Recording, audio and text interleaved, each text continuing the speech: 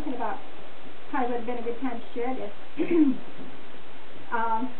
When Jake bought the family farm and refurnished it with all the old furniture that he could find as much alike as what Aunt Nell had it, then he had an open house.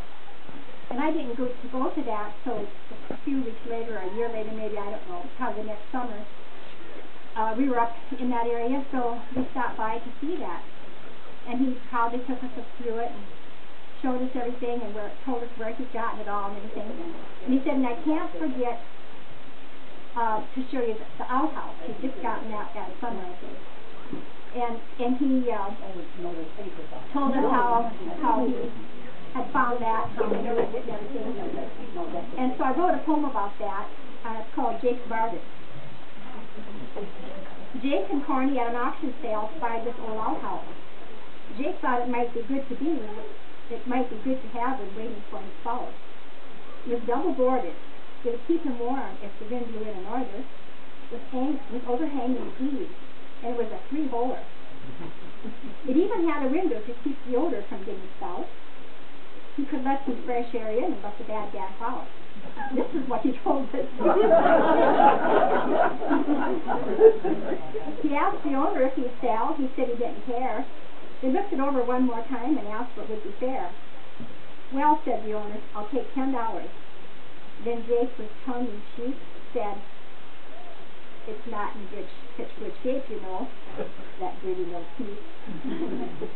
I'll only give you half that much. He looked him in the eye. Immediately the man replied, just let me see your five. Early that next morning, Corny's on the phone. You better get your toilet home. You can't do it all alone. So with Gary's flatbed trailer hitched firmly to the truck, they headed back to Zealand to pick Jake's privy up. They chained it to the loader and set it on real nice. Corny, with his nylon rope, tied it down real tight. And all the Zealand folks know Corny, so they stopped a while to chat. The people cranked and stretched their necks. What crazy fool is that? They stopped in Haines for coffee and parked on Main Street there and sat down by a window to watch the people stare. And they had so much fun with that. At home they found the perfect spot and marched them off the square, dug a hole, and with the loader set her down with care. Well, Corny stood admiring it, but Jake's nowhere in sight. He's proudly sitting on that bench making sure it works all right.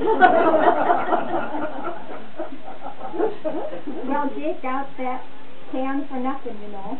That's right. Not one red cent. Because the fun they had that day was worth all the money they spent.